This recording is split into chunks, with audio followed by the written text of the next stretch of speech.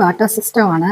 ഞങ്ങൾ ഇവിടെ ഉണ്ടായത് ഫ്രണ്ട്സിനും, അവരുടെ വീട്ടിലുണ്ടാവുന്നത് റിലേറ്റീവ്സും ഫ്രണ്ട്സൊക്കെ നമുക്ക് ഇങ്ങോട്ട് കൊടുത്തയക്കും. ഇതിപ്പോൾ എനിക്ക് തമിഴത്തെ കൊടുത്തയച്ചതാണ്.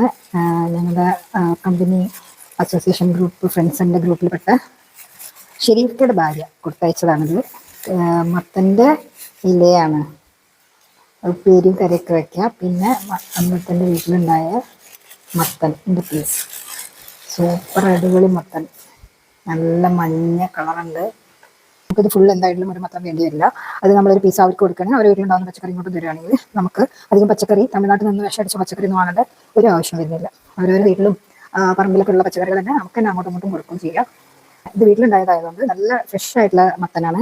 അപ്പോൾ നമുക്ക് ഷോപ്പിൽ നിന്നൊക്കെ വാങ്ങുമ്പോൾ എന്തായാലും കുറച്ച് ഈ നീരൊക്കെ വറ്റി ഇത്ര ഫ്രഷ് ആയിരിക്കില്ല. അപ്പോൾ കറിക്ക് എന്തായാലും ആ ഒരു ടേസ്റ്റ് കിട്ടില്ല. അപ്പോൾ എനിക്ക് തോന്നുന്നത് വീട്ടിലിങ്ങനെ ഉണ്ടാവുന്നത് നമ്മുടെ കൂടെ ഷെയർ ചെയ്യുമ്പോൾ ഫ്രഷ് ആയിട്ടുള്ള പച്ചക്കറി കഴിക്കുക, കുട്ടികൾക്കും ഫ്രഷ് ആയിട്ടുള്ള കൊടുക്കുക, അധികം മരുന്നൊന്നും അടിക്കാത്തത് ഒക്കെ കൊടുക്കുക എന്നുള്ളതാണ് ഇതിൻ്റെ ഒരു മെയിൻ സംഭവം. അപ്പോൾ അതുകൊണ്ടും കൂടിയാണ് ഞാൻ പറയുന്നത് എല്ലാവരും വീട്ടിൽ പച്ചക്കറി ഉണ്ടാക്കുക, അങ്ങോട്ടും ഇങ്ങോട്ടും ഷെയർ ചെയ്യുക. ഞാൻ ഒരുപാടില്ലെങ്കിലും അത്യാവശ്യം ഒക്കെ ഉണ്ടാക്കലുണ്ട്.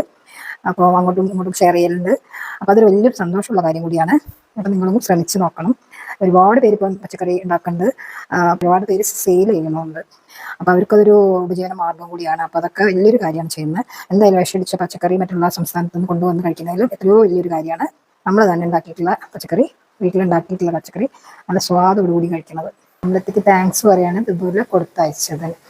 നമുക്കിത് കറിയൊക്കെ വെച്ച് കഴിക്കാം. Okay, by.